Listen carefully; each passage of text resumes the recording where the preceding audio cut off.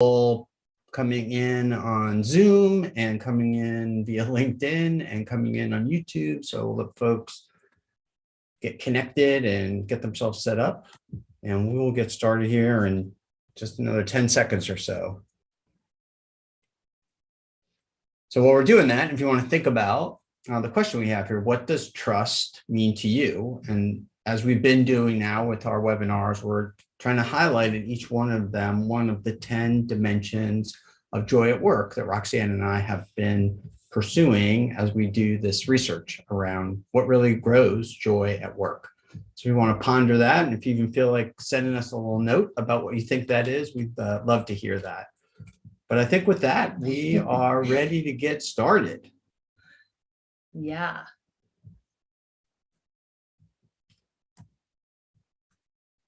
All right, so today we're talking about surveys. So, and we like the term insightful surveys because we're trying to get to surveys that actually do something useful for you. And I'm sure, unfortunately, all of you have at least been on the receiving end or on the giving data end of surveys that you wondered about why this was even worth doing at all. And we're going to talk about that.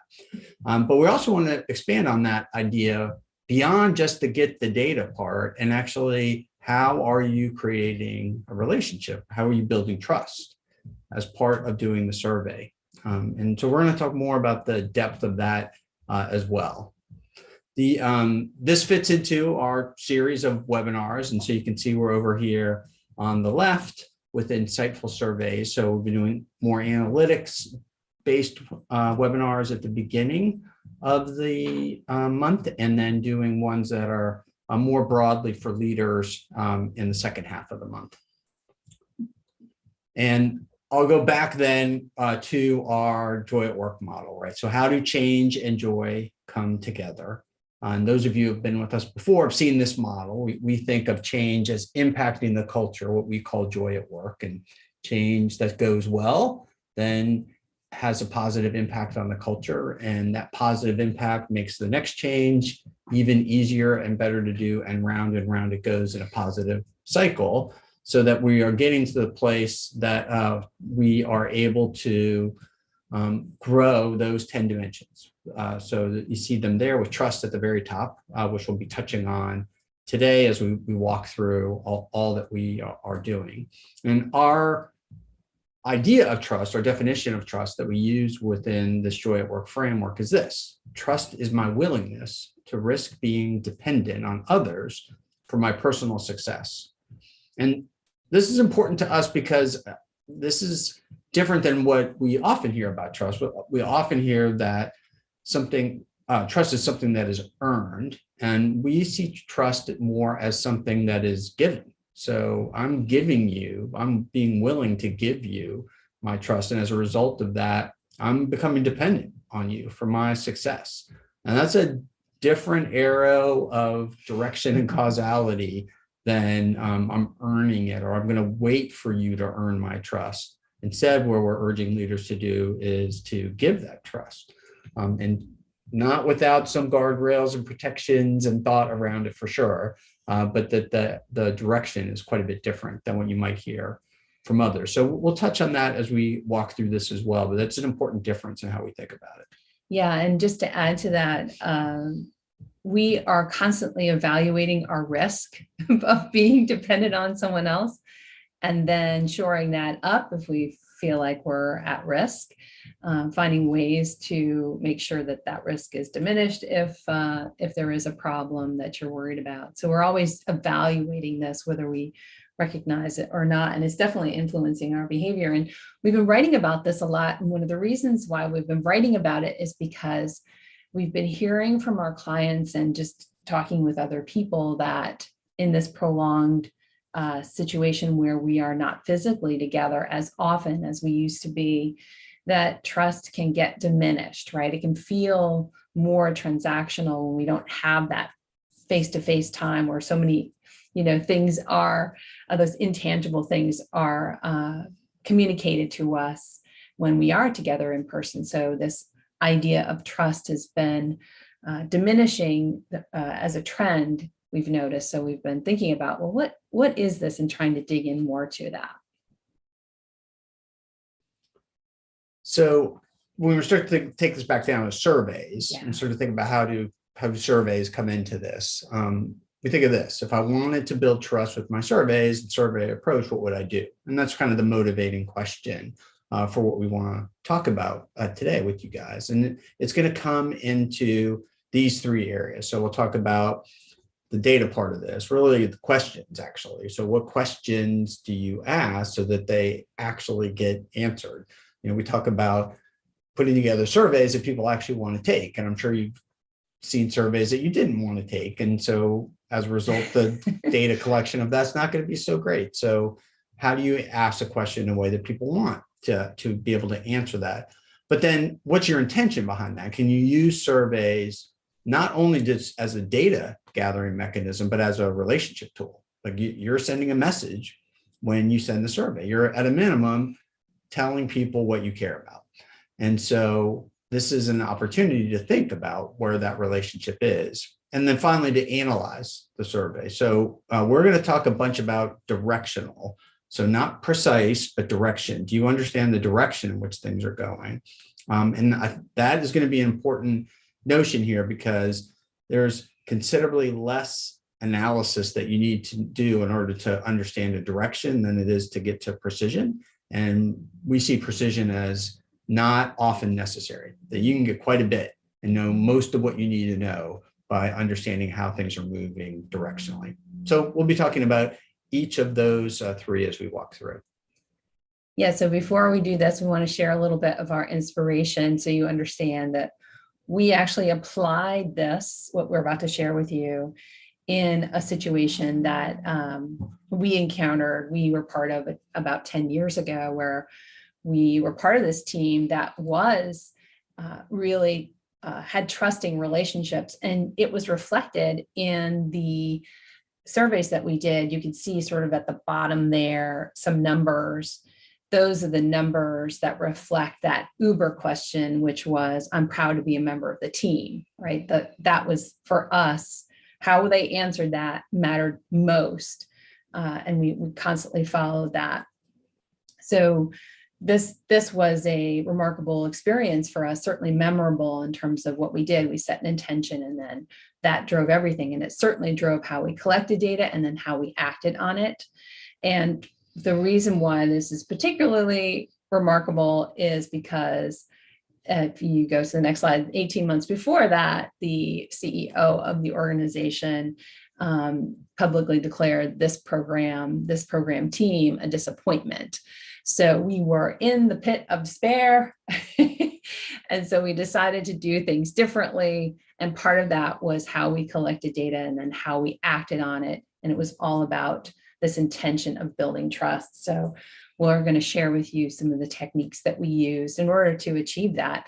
And another thing that just is driving, so you know, our what we're sharing with you today is we've had some conversations with people who said every day is feeling like the same day. You may be feeling that. And so we're going to try to share some interesting things with you.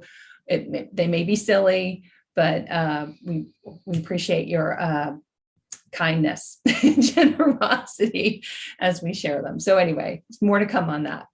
Things to help it not all be the same day. Right. All right, well, let's get to the heart of a survey, the question. So what are you actually going to ask? And the phrase that we like with this is questions that are oblique.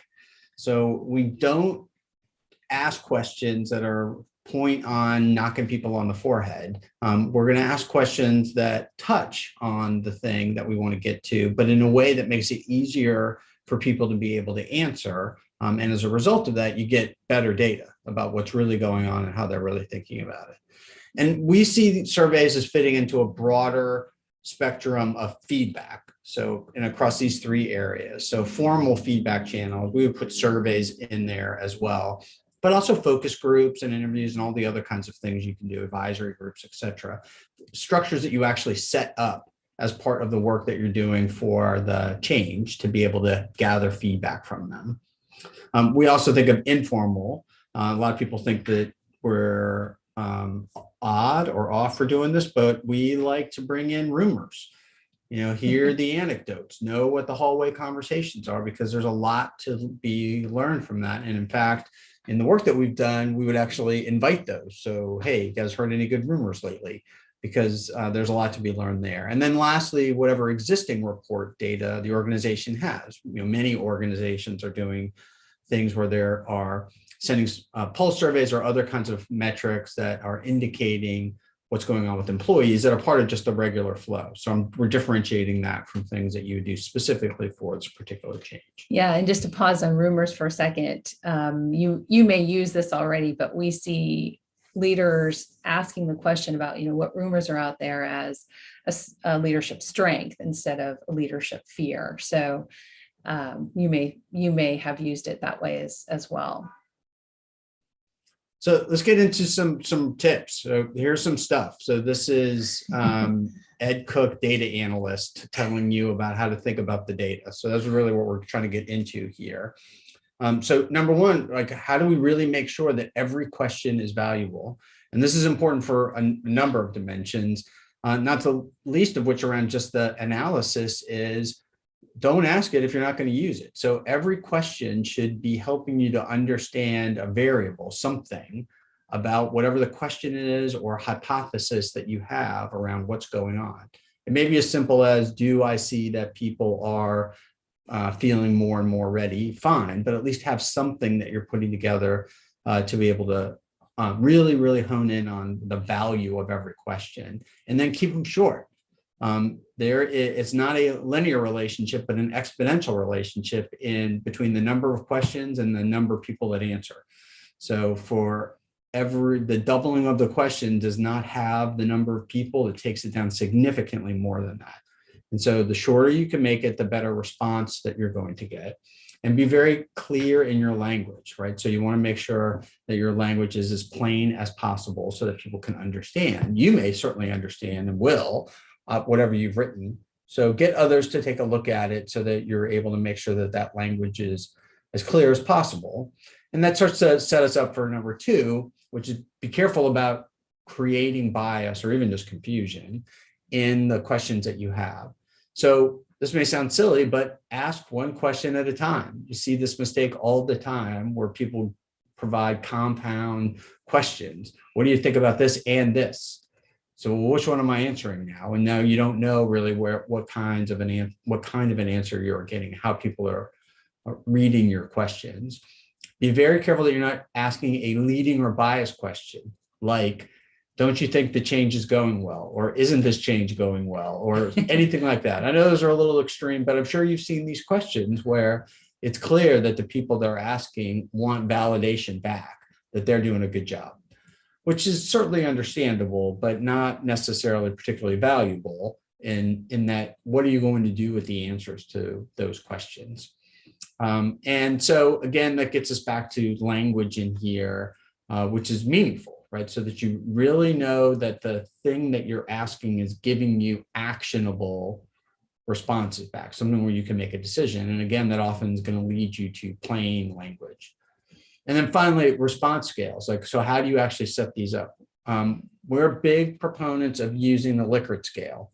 So strongly agree, neither, disagree, strongly disagree. And the reason for that is that if you ask the question in a way that pushes towards one end of the spectrum of things that you want to know about, you'll get less and less of those neither kind of answers. People will pick up where they're going to be, and you'll get a true distribution of answers.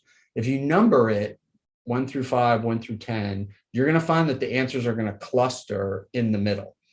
And you're not going to get as good a differentiation because people won't typically give 5s unless they're just overjoyed with something, and they won't typically give 1s unless they're angry about something. And so you end up with a lot of 2s, 3s, and 4s. So really 3, and it's going to cluster around 3.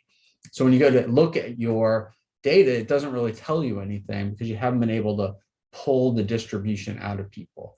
Whereas using a Likert scale and a question that is more extreme can be much more valuable. Like something along the lines of, I know all that I need to know in order to be successful in doing this change. Somebody says strongly agree, you know something about it. somebody says disagree, well, now you know something about that as well. And you will likely get more of those responses so you really can see what's going on. I love your example too about meeting value. What is the question you use? Yeah, so I'll put at one end of the spectrum, the bottom or the top end was this meeting was the best possible use of my time for this hour, whatever the time was in there. And the worst response is I'd rather be standing at the gates of hell than have had to spend the time in this meeting. And you'll get a nice spread of answers if you set it up that way, because Right. you're really pulling it to the extremes. And so people will tend to spread their responses. So you won't get it all clustered together.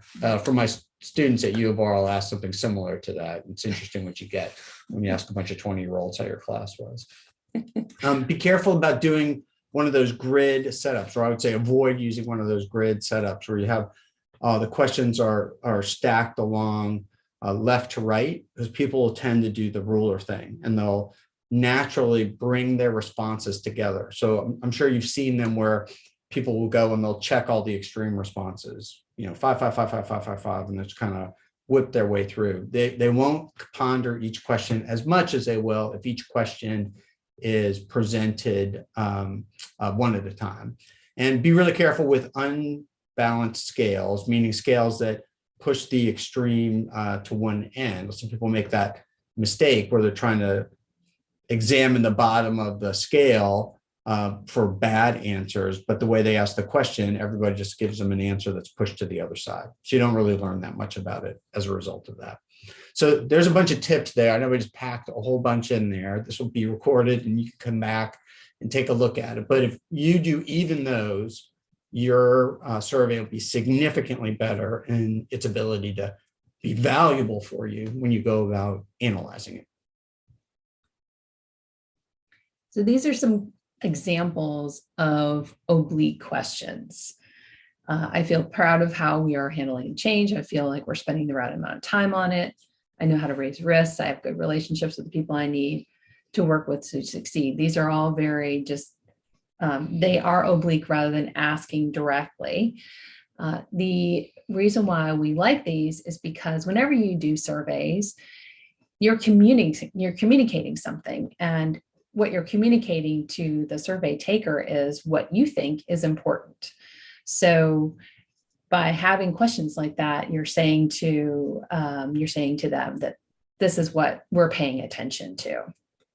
And so we want to share an example with you, a real example that we use. This is related to a rollout. It's a technology rollout that we're sharing with you. And you can see we had information gathered across stakeholders from June through December in preparation for a January rollout. And you can see there at the bottom what we were attempting to do during these, we call different phases. So the first phase, June through November, we were seeking to build support and confirm that people were confident in what was about to happen. And then just before we did a survey just to get final input before rollout. And what we were looking for there is something that we can actually do, something useful that we could actually do before rollout or to know about during rollout. And then you can see we did a survey afterwards, which was to gather input on mostly what happened and, lessons learned. So that was kind of a different goal. But the first two, we were seeking to build relationships, right? We're really seeking to build a relationship between these stakeholders and the program and this rollout, and then, do a final connection just before. And so we want to show you the actual questions. Yeah, before we get there, I just want to mention that you see the spread of different things that are happening, surveys and focus groups and one-on-ones and all that. Every one of those was very purposeful. Yeah. And so we were really thinking about not just spreading them out so that we have things across the spectrum, but when we got the results of the survey, was this at the right time to be able to do something with it? Yeah. So we are, as you can see in the second with the business leads, switching from a survey to one-on-one interviews specifically together like that because we want to get the survey data be smarter about what's going on, and then be able to do a deeper dive with each of the business leads to really understand what was happening. And you can see we're 4 or 5 months out before we get there. So we've got time to do something with it, feed that back to all of them, get a survey again in October to see if we've been able to make improvements on all of those, which led into the phase 2 survey, which is very different questions just before we go. Like that thought train there was very purposeful in how we put each element in and why we picked the dates that we did. And so we would suggest that you do something like that, really think about it and not just look for, oh, well, we'll survey everybody every quarter or every month or every 6 weeks.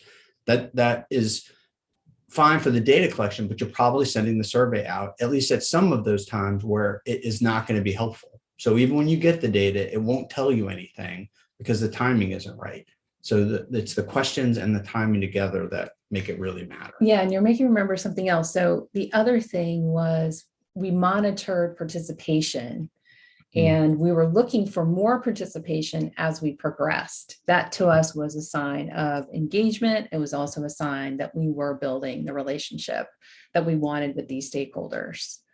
Right.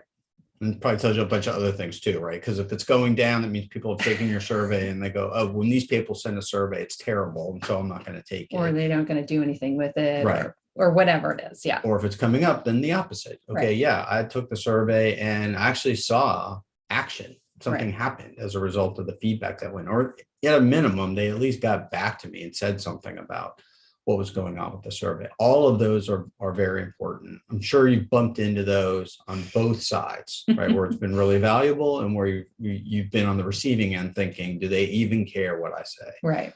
So being thoughtful about that, super important. So here are the questions that we asked across stakeholders for that phase 1, where we're seeking to build confidence and confirm that people are supportive. So you can see if you look at these questions, we're asking, I'm proud of the approach we're taking to help managers to make the transition to the new system, right? I believe we're investing the right amount of time to make this change happen. I feel comfortable asking questions, raising the risks I see. I can count on the program team to keep me informed and appropriately included. These are feeling questions. They're very subjective. And also it communicates that we are holding ourselves to a high bar. It also communicates that these are the things that we need to see a positive trend in. And if there isn't a positive trend, we need to do something about it. Now, there's always going to be, negative in the situation. So the idea is not to get overly fixated on that, but mostly fixated on, are we seeing a positive trend and what can we do reasonably in order to move the needle in the more positive direction?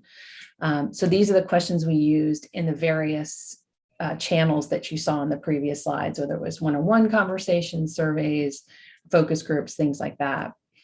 You can also see at the bottom, we asked each of them, my biggest concern is I'm most encouraged by. So those told us about risks, and it also told us about how connected they were to what we were doing. So this was a way for us to monitor whether or not we were actually building confidence and support or not. Yeah, this is an example where you can see the oblique nature and how they kind of come back to this notion of trust. Like you could replace these with trust. I can trust the program team to provide me with support. Right. I can trust that I can ask questions and raise risks that I see. I can trust that I'm okay with my role in this change. And so asking somebody, hey, do you trust me or not, that's a banging on the forehead kind of a question. Right. And you're probably not going to get a very good answer as a result of that. But asking it in this way gets around that idea and improves the quality of the responses that you get. Yeah. And so the next set of questions is much shorter. It's right before rollout. We're asking a different set of questions. And really, it's about what do they feel ready to do something? And then what we are, or do they feel ready to play their role in rollout? And then the answers needed to be something we could do something about. So I'm comfortable with how I'm set up to interact with the command center to raise and resolve issues. If they said no, then we could do something about it. I have what I need to help lead this change. If they said no, then we could jump in and try to help make sure that people had what they need. I feel ready to make this a smooth transition for everyone. If they said no, again, we could maybe do something about it. What we're highlighting here is this gave us an opportunity to get a read on people's readiness, but also help us understand whether we needed to do something immediately or just keep track of it or be ready to respond during rollout to shore up any risks that we saw. So much different questions. So now we want to talk about the relationship approach and how they either build trust, surveys either build trust or reduce it. So practices that create trust are what we see here. And we actually see this as a cycle. So the first is asking questions that communicate what's important, right? We just talked about that. I'm proud to be a member of the team is a great question that we've used many times to confirm, okay, this is how people really feel about being part of this. Then communicating that the company is listening and acting on what people have been asked to share. So the idea is I get the information and then I share back, okay, here's what we've learned. And then I don't just say it, I demonstrate that I'm doing something about it. And I keep doing that. I'm demonstrating, I'm telling, I'm demonstrating, I'm telling. And this is I'm acting on the information you've shared. I am valuing the information that you shared is in essence what you are subtextually communicating. You won't be able to do everything that people ask. And that's perfectly fine. And it's also perfectly fine to say that we're not going to be able to do everything that people ask because some things are just unrealistic or unreasonable. And it's okay to be that transparent is what we find. People prefer that. People tend to trust that. So that's what we have done many times is been really clear that, yes, we heard this. These are the things that we can do something about, whereas these are the things we really can't, at least not right now, for whatever reason, really helps with building that relationship. It's again, acknowledging that you value what they've taken the time to share. And that wasn't obvious for me. The part where we're going back to tell people, oh yeah, we can't do that. It wasn't obvious to me that Right. that would be a smart thing to go do. Right. So you may find that that's not obvious for other leaders that you're working with, or you yourself may go, I'm not really sure that is going to work. I was so surprised to see how thankful people were to get that kind of feedback, and that we were super transparent about what people were asking for and what was possible and what wasn't. We're on the receiving end of that. It may seem obvious, but when you're leading, you're in a completely different arena of stress and pressure. So it's just hard to see those things. And these are the things that break trust, right? Practices of weaponizing information. So we've seen this where information has been used to embarrass people, right? Shame them into, just being ashamed of the numbers that their teams get, or a role is shamed because of numbers. That certainly we've seen before.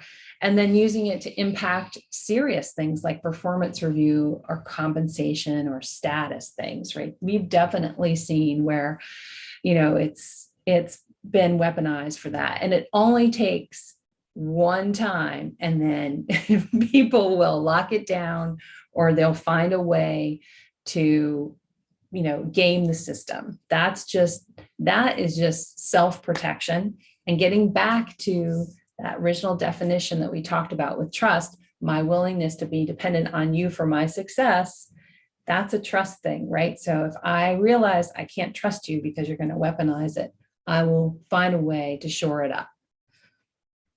And then practices that foster cynicism are things like making surveys mandatory, using gift cards, which for some that seems counterintuitive, but using gift cards definitely biases things, or when people don't see or hear that the company is listening and acting on what is shared, and this is the logical conclusion that people will come to, is the company doesn't really care to know the truth. And that last piece is, so why are you asking me? Could sound like, why are you wasting my time? But also it's an evaluation in your head, like, what are you really trying to understand? What are you really trying to get at by asking me these questions when you don't really care to know the truth? This is the cynicism that can be fostered.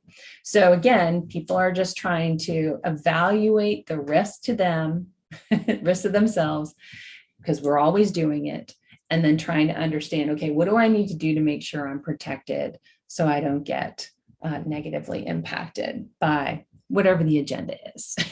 So these are what we'd say are the pretty standard practices of using surveys and your survey approach to build a trusting relationship. So one of the things we wanted to share with you is going back to our original inspiration is the team that we worked with, that was the disappointment that we talked about. And these are the folks that helped us learn how to grow trust through surveys. We found an old video that we thought we would share with you and maybe brighten your day, or at least to surprise you. It's kind of silly. Actually, it's not kind of silly. It's silly. Super silly. But we thought, maybe we'd share the silliness. Well, you'll see Roxanne and I in here. And remember, again, this is a team that was as down as it could possibly be. The CEO had said that their thing was not working. And here's where they ended up. Yeah. 18 months later, here's where they ended up. Now, this is an all-hands meeting. 250 people. Sounds great, Paul. Why are there so many songs about rainbows? Ladies and gentlemen, What song if you've received an award today, please join. who said that wishes See, people are joining. be heard and answered? It's like the equivalent of the kumbaya. Morning storm. Someone All right, just a little taste. I want to keep Yeah. it going forever. So this is an unpolished video taken at all hands. The people who were in the band were members of the team. They assembled, they found each other and created a little band themselves. And then we obviously had Ed up there singing. And we just asked people to come up on stages if they wanted to. And they did. It was pretty amazing. This is the team that was there that day, the folks who traveled in. And that was just a moment of inspiration. All right, so we wanted to finish then with the analysis of all this. So if you've set your questions up well, you've got it all ready to go, and you've collected the data on a reasonable time scale. And so now it's time to think about both the qualitative, quantitative analysis for this. And we're really going to advocate directional understanding on here. There's a whole other level that I would love to go down with all of you on the statistical analysis that we could do around surveys. I find that it's fascinating what you can actually learn. Unfortunately, in the next 5 minutes, we don't have time to teach you all of that. But we do have time to give you a few thoughts about this. And it really comes down to where the skeptics are about change management, I would say in general, and then the use of these kinds of surveys in particular. And the top one is it's too inexact. And right off the bat, I would say that is not necessary. Directional is good enough, that we can make something happen that is going to be quite useful by just knowing it is moving in the right direction. And that can come from all forms of data, because people will say, oh, it's too subjective. And to be sure, you need more than just subjective input. But that subjective input can be processed through a survey and other means to be able to be used as more of a qualitative piece. So I can know qualitatively, meaning is it better or worse, bigger or smaller? Qualitative as in compare. that I can make a comparison and know, am I getting where I want the thing to get to? And the idea of qualitative not being good enough is also something we push at. You can go quantitative, and certainly it would be lovely to be able to collect quantitative information all the time, because there's so much more analysis you can do with it. But the qualitative information will get you exactly where you need to get to. You'll know where you need to go in order to make it happen. And then finally, that it's all too difficult. And certainly you can make it difficult, right? So you want to scale the measurement effort to the value you're going to get out of it. But we showed you a handful of questions. We have done surveys that are 2 and 3 questions and have found those to be very valuable. And you will get quite a high response rate when you are literally asking people to spend less than a minute to go put something like this together, especially if you tell them, hey, this is 3 questions and we expect it to be less than a minute. You've primed them now to step in and be able to give you that value. So it doesn't have to be difficult. And I would keep in mind that the more questions you ask, the less a number of people are going to respond. And so although you might desire to be able to get information about those questions, you may not get a valuable sample size because you're pushing too many questions. So scaling the effort is certainly quite important. And that takes us back then to our model, right? So the idea here is that in addition to getting information about the change, so the analytical part of this, so actually see what's happening with the change, you're also impacting the relationship, certainly through trust, maybe through some of these others as well, that are, when done well, is going to grow joy at work. And if you're able to do that, then you get this lasting effect because it zips around for the next change and the next and the next.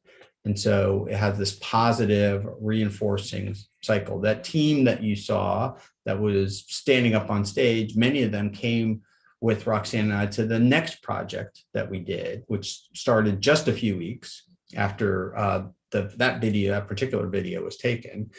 And a lot of that energy stepped immediately into that project and carried forward again in the one that we did after that. And so it has this lasting impact. And people will talk about that project to us even now. That was 10 years ago. And that still comes up when we see people that were engaged in it and just how much of an impact it had on all of them. That's great. So here's our 3 takeaways for you. So thinking about, what do you need to know in order to be able to make a decision is how you ought to be thinking about these surveys. Don't ask the question unless it's ultimately going to help you to make a decision about what to do. So you're really looking for useful information. Ask questions that are going to be fostering this idea of trust and belonging. So you want to be really clear about your intention. And then know what level of precision you need before you go in and analyze it. If you don't need high levels of precision, don't ask high levels of precision questions. Those are going to be harder for people to answer and harder for them to be answered on a regular basis. So if you can be knowledgeable with just qualitative kind of information, are things getting better or are they getting worse, then you're good and you'll get a better response rate on your survey as a result of that. Yeah. All right, folks. So that takes us to the end of this one. Our next webinar that we have will be in 2 weeks. And here we'll be focusing on decision-making, specifically the decision to go back to the office, which I'm sure maybe every single one of you is involved in an organization that's contemplating that question, or maybe going through it right now. Right. And that is becoming harder and harder every day. I'm sure you're seeing that in the news if you're not experiencing it yourself. So we're going to talk through approach framework that we're using with some of our clients that seems to be helpful for them, for how do you wrap your brain around how do you want to take this on and be able to do it in a way that's useful. This is a change, obviously. We're going from primarily hybrid to at least some level of using the office, maybe primarily using the office. And that's a big deal. So we'll be talking about that in 2 weeks. One of the things we're encountering, you might be experiencing this yourself with a couple of clients, is they've sort of announced a change, but it hasn't really happened. So, is it really a decision? There's some definite ambiguity. So we'll talk more about that too. Yeah, is it a decision thing? It's one of my favorite questions. So Right. we'll definitely And be if talking it's about that. confusing for the company, it's definitely confusing for the people and just trying to figure out if they're actually subjected to this decision or not. For sure. So recently, Roxanne and I put together these do-it-yourself guides, and you can see those out on our website. Roxanne's going to toss the link in, but you can see it there up on the page as well. And we've put them out as help for you. This is a self-reflection guide, which really gets into the intention idea, and so can help you get yourself wrapped around that, or help you with somebody that might be working with to help them get their intention clear. What we've been doing with this money is we're donating it. And you can see the three charities that we've set up here. Roxanne and I have been supporting the JDRF, the Juvenile Diabetes Research Foundation. I have a daughter with diabetes, and that's why. And Ricky's Refuge is for animals, an amazing preserve that's here in Virginia for animals. And then recently have added in the Ukrainian Red Cross for unfortunate and obvious reasons about what's going on in Eastern Europe. So it's not very much money, and none of those organizations are becoming rich off of what we are giving them. But the idea was to at least make a contribution. And so if you download the guide, it's $2, and we're going to donate that money to whichever of the three you indicate. And you get a checkbox to be able to do that. So please check it out. Yeah, so I put that in the link in the chat. I'm also going to put in the chat a link to a web page that is a case study for Joy at Work that goes into a little bit more of our inspiration story and gives you some things that you can try yourself if you'd like to do that. So I'll put that link in the chat too. And with that, we've shown you what we wanted to show you. So thank you very much for taking the time to hang out with us. Here are some presentations that we have coming up. We have a couple of sessions at the ACMP Global Conference coming up in June. And also we'll be doing a webinar in August, which is going to be exactly about the situation that we just talked about, that particular team and how we made the shift. And so we entitled it, "It's Okay to Be in the Pit, Just Don't Decorate." So if you are interested in any of those, you can check those out from ACMP, as well as we are doing 2 webinars a month as we've been showing you. And so finally, here's our contact information. So with that, if folks have questions they want to put into the chat, we'd be happy to take a look at those. But if not, we just want to say thank you to all of you for spending a little bit of time with us. Hopefully if you're here on the East Coast, you're eating a little bit of lunch while we're talking. And for those in other places, you hopefully have gotten something out of it. This is great. Thank you. Thank you. Yeah, thanks, Rosalinda. Thank you.